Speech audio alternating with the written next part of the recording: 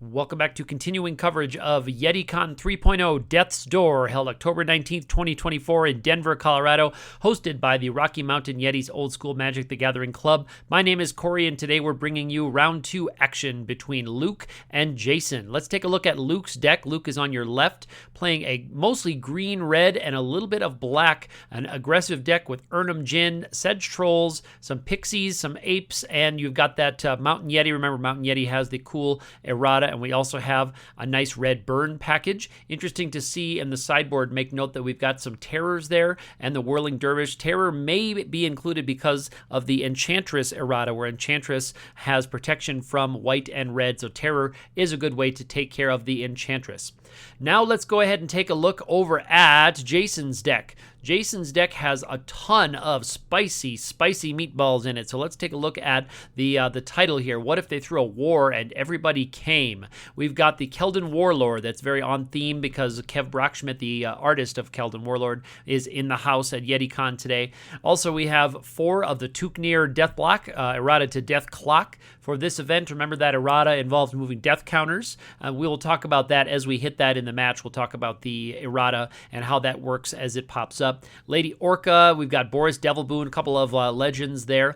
Also, looking at a lot of the orc packages. We've got Ironclaw Orcs, Orc General, Orcish Captain, Orcish Veteran. We've got Orcish Spy, the Orcish Artillery. We have a whole bunch of Orc action. Then there's the Goblin Surgeon there on the side.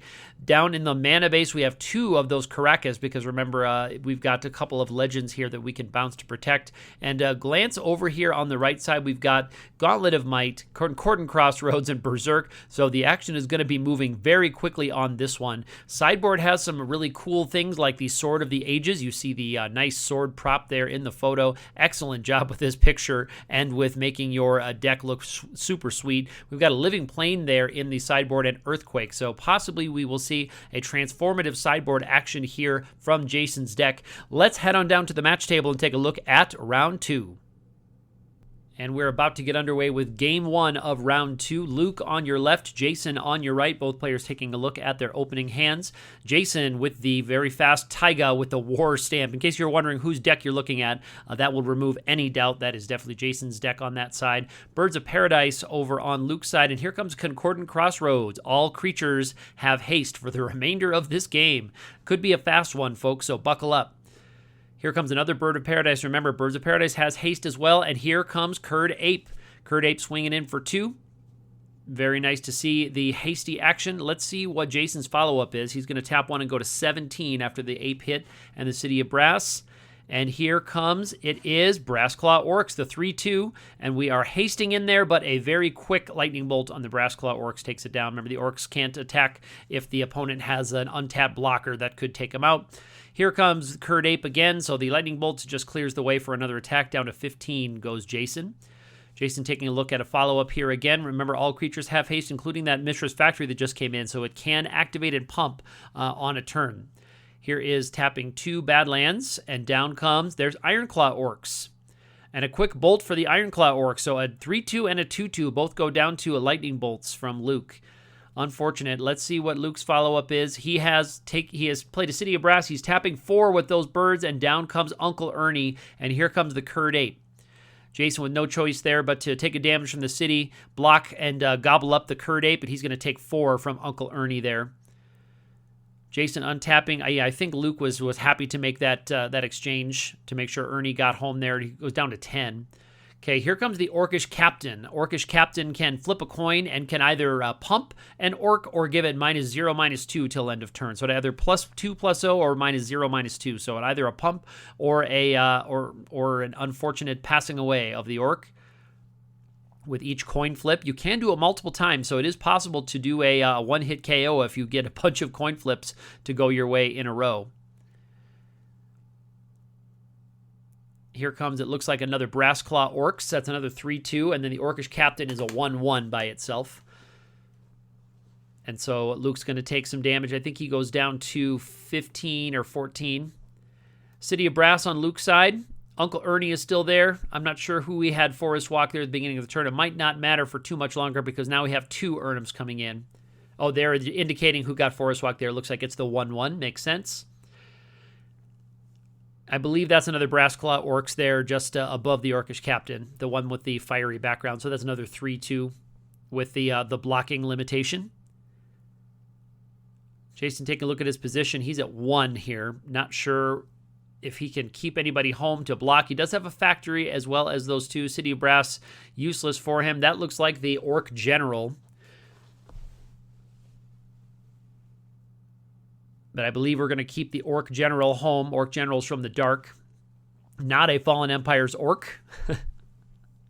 Might even be a reserved list hit as well. And here comes 2 Ernies. Let's see if we're going to have a chump block or 2. Jason's taking a look at his options. It's possible to do a triple block.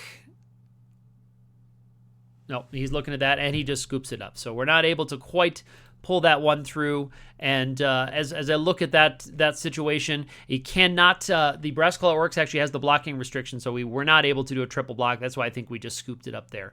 So that is it for game number 1. Luke is able to kind of gobble up a lot of those smaller orc creatures with the big Urnum attacks. Let's see what these players come up with in the sideboard and head to game number 2.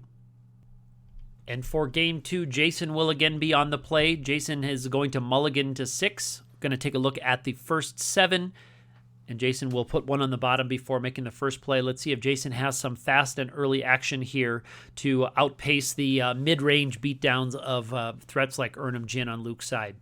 Here we have a Volcanic Island and an Orcish Spy. Orcish Spy can tap to look at the top 3 cards of a library, put them back in the same order. Let's see if Jason decides to use that ability. No, he's going to take the 1 damage instead of looking at 3 cards in the library. Let's go ahead and see what Jason's follow-up is here. It's a factory, and we've got lots of mana. Factory no Mox. Down comes the Orcish Veteran. Orcish Veteran's a 2-2, has a white creature blocking restriction, but also can gain first strike for the cost of a red. Doesn't matter anyway because it's going to eat a very quick lightning bolt. Luke seems to always have a grip full of lightning bolts whenever Jason has played out to some of those smaller vulnerable threats. Luke's going to follow up with tapping the City of Brass, taking the damage to play out the Argothian Pixies. Looks like Jason will offer a trade there by attacking with the Orcish Spy, and Luke goes ahead and accepts the trade, probably because he has a bigger threat to come out here pretty soon. So he might have an Urnum Djinn going back there. Here is the Orcish Artillery. That's the one that has some targeted damage but deals a lot of damage back to you. Again, Luke with the clutch lightning bolt before the threat can come out. Takes the damage from the City of Brass, but happy to have that one off the board. Jason's still at 20 here, so Luke's taking a little bit of damage from his city and from the spy. Here comes a Sedge Troll, and Luke does, I believe, have a Bayou in play, so Sedge Troll does get the pump, and he does have access to a black mana here, even this turn, for regeneration purposes. Jason has plenty of mana, but only looks like 2 cards in hand, so he's looking here for some action and not to have a quick flood out here in the mid-game. Especially as I say that when another Urnum Djinn comes down on Luke's side. So we've got 7 damage there, plus another 2 possibly from a factory. Now here Jason's looking at his mana. He's going to tap 4 mana, and here comes the old Tuknir Deathlock or Deathclock. He puts the tournament event proxy on top.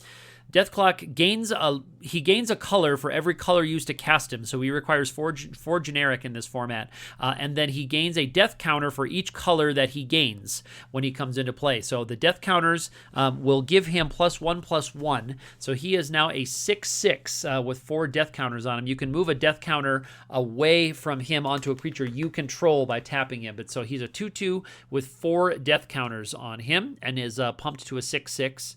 Now, here comes a lot of action coming in.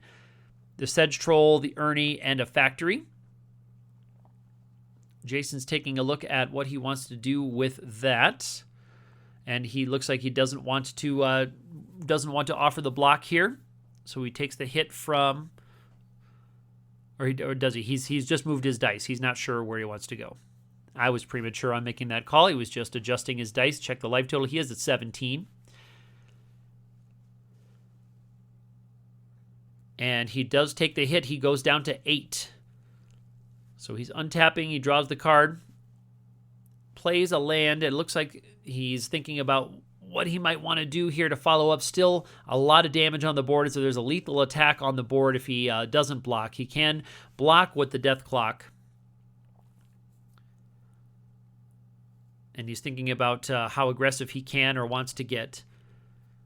Now, Jason's reaching for the die there. I believe that they determined that they needed to remove a death counter in the upkeep. I believe that's what the players are talking about here, because that's how the death counters work on the eroded cards. So a death counter had to go off at the beginning of the upkeep there, I believe.